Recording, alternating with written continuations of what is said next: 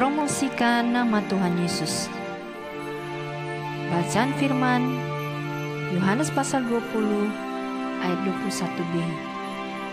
Sama seperti Bapa mengutus aku, demikian juga sekarang aku mengutus kamu.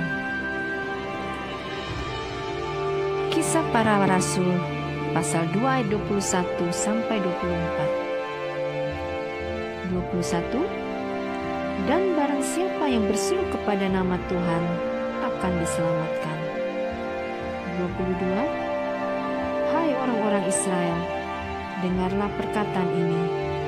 Yang aku maksudkan ialah Yesus dari Nazaret, seorang yang telah ditentukan Allah dan yang dinyatakan kepadamu dengan kekuatan-kekuatan dan mukjizat-mukjizat dan tanda-tanda yang dilakukan oleh Allah dengan perantaraan Dia di tengah-tengah kamu, seperti yang kamu tahu.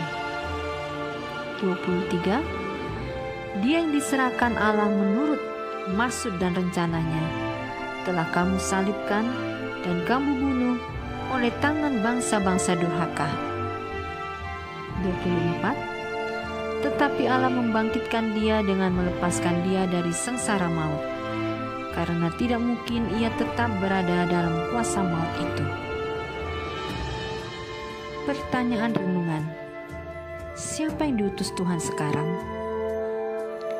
Kepada siapa kita dapat berseru agar diselamatkan? Kesaksian Hetty. Ketika saya sakit parah dulu, ada orang yang tawarkan berbagai produk dan kasih suplemen untuk meningkatkan daya tahan tubuh. Saya meminumnya, namun karena suplemen-suplemen tersebut mahal, saya tidak rutin lagi meminumnya. Saya lebih mengandalkan Tuhan dengan berdoa. Satu kali orang tersebut minta saya foto dan pegang botol suplemen tersebut. Saya tidak tahu dia ada rencana masukkan foto saya untuk promosikan suplemen tersebut ke media sosial.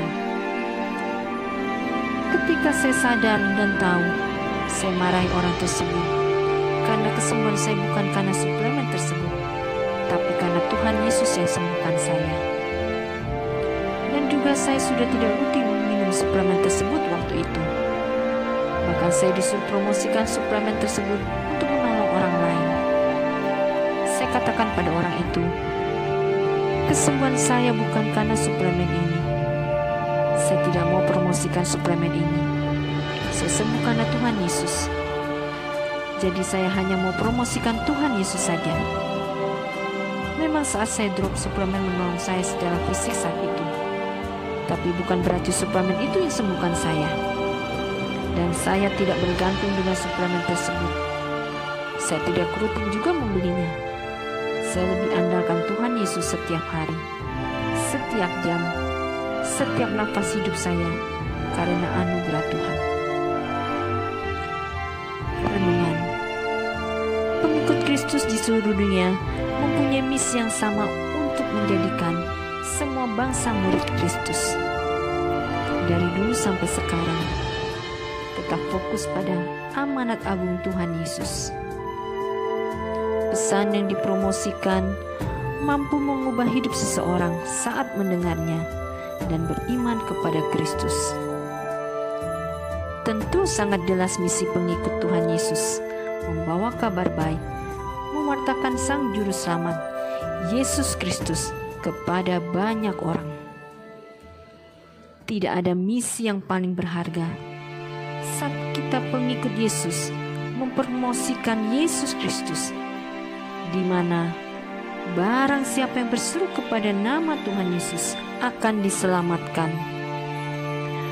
Berbeda dengan banyak promosi-promosi obat-obat kesehatan yang gencar di berbagai media sosial yang belum tentu menyembuhkan, apalagi menyelamatkan. Dan pasti butuh biaya yang besar kalau kita bergantung pada obat-obatan tersebut.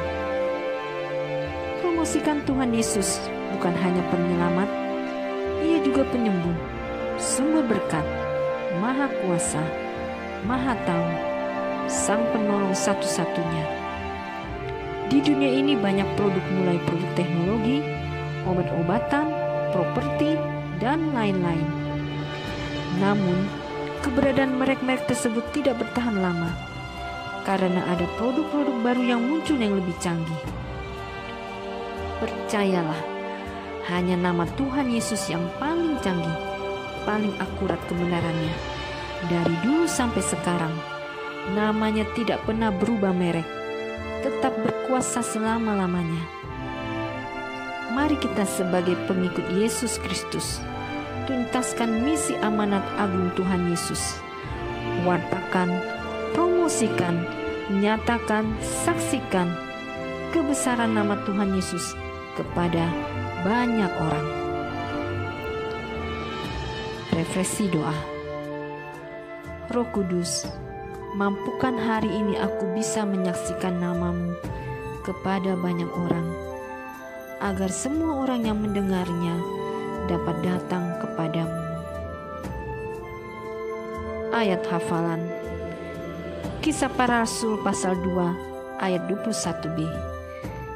Dan barang siapa yang berseru kepada Tuhan akan diselamatkan. Tuhan Yesus